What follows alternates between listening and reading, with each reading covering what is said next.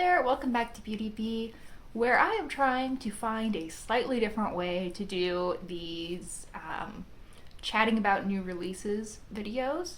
So I'm gonna probably play around with several different formats over the next couple months.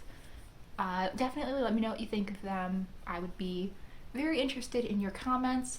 But I thought that today we would specifically look at eyeshadow palettes and in particular 12 pan palettes. So this is going to be a little bit of a different video. I have taken away the branding and the packaging from all of these 12 pan palettes. So we're just going to look at them as collections of shades and talk about what I think of them. You may be wondering what I mean when I say that I have removed all kinds of branding and packaging, shade names, etc. from these palettes. And let's go through that. I have set up two blank palettes that are just ready to have shades dropped into them. One has a white background, one has a black background. And I thought it was fair to make two of these because some color stories really do look more interesting against white, some do shine a little bit more against black. I thought that was a reasonable way to approach that. And then I literally took tiny little screenshots of the individual shades in these palettes and dropped them in to my blank palettes. Because the images for some of these palettes were very, very small, or because the pans had large embossings in them, some of the individual shadows look pretty pixelated, but you can still tell if they were intended to be matte, if they were intended to be shimmer, etc. So I can explain this all I want, but I don't know that it's going to make a ton of sense until we just start talking through the palettes. So I think I'm going to work from the most neutral palette that I pulled to the most colorful. Obviously, that's a subjective ranking to some degree, but here is the first one. Do you want to guess what this is? It's the Charlotte Tilbury Smokey Eyes Are Forever palette. Something that surprised me about removing the formatting from this palette is that I don't think that the individual trios that the 12 pan Charlotte Tilbury palettes are arranged into really come forward in this at all. I have retained the order within the palette. The first two trios are the top row and the second two trios are the bottom row, but I don't think there's anything that really ties them together. Now that could be a really good thing. That means it's probably easy to mix and match from different trios within the palette to get a wider variety of looks. But at the same time, it makes me kind of think that a lot of the various Charlotte Tilbury holiday palettes, these 12 pans that she comes out with, I think pretty much every year for the last several years at least, would end up looking pretty similar. I think that trio structure gives them some differentiation that really isn't there. But overall, it's a neutral palette, goes a tiny bit grungy, goes a hair warm, pretty run-of-the-mill. I think there are probably like 15 plus other palettes on the market that if you showed me this setup, I would think might be the culprit. Next up, here's another one that I was surprised at how it looked in this setup. Any guesses? This is Urban Decay Naked Cyber. And now, obviously, I'd seen the pictures. I knew this didn't go particularly deep. But just how gray toned it is just didn't really occur to me as I was looking at it in Urban Decay's packaging. I am also not generally someone who bemoans a lack of mattes in a palette. I'm generally okay with using the same set of mattes and then just switching in shimmers, especially for everyday looks. That's fine by me. But this arrangement really drilled home that there are only 3 mattes in this palette, and one of the mattes I don't think would do a whole lot for me. There's this really light bone shade, kind of. It's a little bit too deep to be a true bone shade, but it's kind of a light yellow. I don't know what I would do with that beyond set my eyeshadow primer, and I certainly don't want to pay Urban Decay prices to set my eyeshadow primer. I could get a Wet n Wild, is it Brulee single that's almost exactly that color for 99 cents and use that instead. I think this setup also brings forward another point with taking these screenshots. A lot of these palettes may well have, duochromes, really oddly textured shades, multichromes, whatever. And you can't necessarily capture that in a still image. So, for example, Naked Cyber, I'm pretty sure, is intended to be really glowy and shifty and interesting, and that just doesn't translate in this setup. So, take that with a grain of salt. This video concept probably isn't perfect. I say probably. It's not perfect. Let's move on to the next palette. Here are the pictures. 3, 2, 1, blast off. It's ColourPop Plush Like Me. I think this is actually a lot prettier out of ColourPop's packaging. This might be one of the few that I think is actually more attractive in this 2x6 design with just a plain white or a plain black background. Laid out like this, it's giving me some soft glam vibes, whereas in that burgundy packaging, it was giving me washed out sad burgundy palette vibes. And I don't even know really why they decided to go with that burgundy packaging, because there isn't a whole lot of red going on here. Really, I think there are only 2 shades in this palette that really pull burgundy or wine, and one of them's a shimmer and one of them's a matte. One shimmer and one matte do not a 12-pan burgundy palette make, but it does make for a really pretty palette. This is not something that I would have given a second glance to in ColourPop's original format, but laid out like this, I think this is actually really attractive.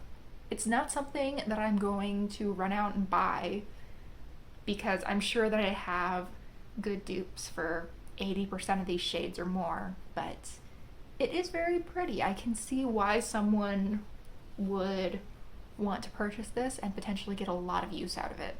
As a hint for our 4th palette, we are going very, very pricey.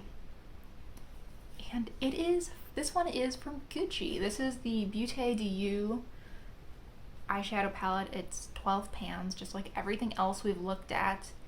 And I can see what I could do with this palette, but I don't think it's a very attractive option. It is a neutral toned, neutral palette that takes a little bit of a dip into some reddish shades and has a light sky blue thrown in. I could make looks with this palette, no problem. I don't know who would be super interested in this exact set of shades. I don't know, it's not unattractive. I really do like that leftmost quad, the black, the purple, the silvery gray, and the blue. That's very pretty, but yeah, I can't imagine paying Gucci prices for this. It's just not that pretty to me. Let's see, here's another mostly neutral palette that, at least in the original packaging, was trying to fool me into thinking that it was a little bit more unusual and a little bit more colorful than it actually worked out to. This one is from ColourPop again. This is their Sonic Bloom palette, which I don't even remember releasing. I spent a lot of time on Trendmoot and I don't recall seeing this ever come out, which is impressive because I will say that a lot of these palettes probably aren't relevant by beauty community standards, but if the beauty community's interest in new makeup products followed a reasonable time frame, I think all of these would still be somewhat relevant to talk about. All of these would have been released within the past, 2.5 months or so. So, ancient history by beauty community standards. Anyway, the set of mattes really isn't that dissimilar from the ones that we saw in the, what was that called, Plush Like Me palettes. These are a little bit more warm, but pretty similar vibes overall. And then we have some gold, a pink, and this lilac gray shade that are all shimmers. It's pretty, it's nothing special. I could dupe this a couple times over, I'm guessing, in my collection of eyeshadows, and I would guess that a lot of you could as well. It's pretty, I'm probably not gonna remember 20 minutes after I'm done filming this video that this existed even. So that's all I have to say about that. Let's move on to this disappointing, looks like it went through the laundry a few too many times palette. This is their Hocus Pocus palette, the new one from ColourPop. This is so lackluster. I'm not into this at all. It looks like a almost rainbow palette that, yeah, I like my earlier description. It looks like it's gone through the wash too many times. It looks sort of washed out. There's nothing super vibrant, super interesting in here. This is not a good Hocus Pocus palette. This is not a good Hocus Pocus collab. I'll just put that out there. Maybe the quality is so top-notch amazing that it can make these not very interesting shades really shine, but no. I don't like this at all. Sad. Here's another. Now we're getting into the really colorful palettes. I think this is number 7 in our list. And this one is from Violet Voss, and it is their Care Bears palette. This one I had some hope for.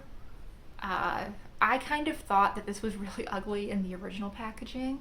So I thought that maybe putting it against a white background and a black background would make it look a little bit more interesting, a little bit more attractive, and it didn't. I don't like this pairing of this set of 4 neutrals with these 8 more colorful shades. There's not enough variety, I think, in the 8 colorful shades. Yes, they are very different colors, but the level of depth that you get from these shades really doesn't vary enough in my mind. I mean, I could not get a whole lot of definition from these shades. I also don't like the choices that they've made with their shimmers versus their mattes. I feel like making the pink and it looks like the green, the 2 shimmery shades of these more colorful options, was kind of unexpected. It could have been a little bit more interesting if maybe they added that purple and the hot pink, or the lighter of the 2 purples and then the hot pink. Maybe that would have improved things, but I don't think this is attractive. I do think that it might be more or less accurate to the color of Care Bears, but take some artistic liberty and create something new and interesting. You don't need to be super literal with these collaborations. Me telling Violet Voss as though I am some authority on this matter. This is another collab palette. Here we have it. This is another basically rainbow palette, which I think makes sense for the collaboration. And it's a little bit brighter than those we've seen before. This is from Hipdot. Is their Monopoly palette. This is not up my alley, but I do think this is a better executed rainbow palette than the Violet Voss one. More interesting choices were being made with what to make matte with versus what to make shimmer. I think that green blue shimmer shade looks stunning. I like the inclusion of this slightly purple toned silver. Lovely. Yeah, it's an attractive color scheme. It's just not my color scheme. Ooh, I'm actually interested in this palette. I don't think I'm going to purchase it, but any guesses? This is the Hummingbird palette from Odin's Eye. Now, let's admit it, half of the reason that I want this is because it's a hummingbird palette. They are my favorite little animals. They're so sweet. Actually, they're not. They're awful tempered, but they're so small and adorable. I love them. If you don't live somewhere where there are hummingbirds, I feel like you are missing out, and I'm sorry, but they really are a selling point of the North American and South American continents. This color scheme I think is very pretty. It does go a little too deep for my tastes.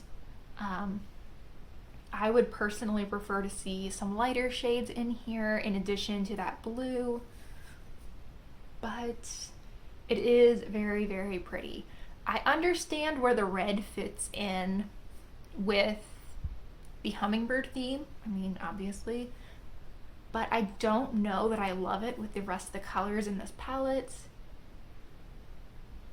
Yeah, I think taking the hummingbird theme away from this palette and not even really rearranging the shades, just laying them out in a slightly less interesting format than Odin's Eye uses, has made me realize that it probably wouldn't be a very good purchase for me. I'm okay with skipping this one. And then finally we have a very, very bright palette. This is the Trixie Mattel Plant Gay palette. I gotta say, I wasn't that interested in this when I first saw it because I don't have a lot of use for these almost fluorescent bubblegum pinks. And I'm still not very interested in it laid out like this. I think that this one looks very similar from the original packaging to this one. I don't really get any kind of different vibe from it. I feel like I'm not surprised at all at how this ended up looking. It's still a super, super vibrant palette with these really nice neutral tone to maybe even slightly cool toned neutrals. I do like the inclusion of those, and I think that deep green matte in the lower right corner is lovely. I do like most of these shades individually. I'm not wild about the sheer volume of bright pinks you would get, and while I do like the blues, I think that I have pretty similar things, or the blues and greens. I think that I have pretty similar things in my own collection. So that brings us to the end of the video. I hope this was interesting.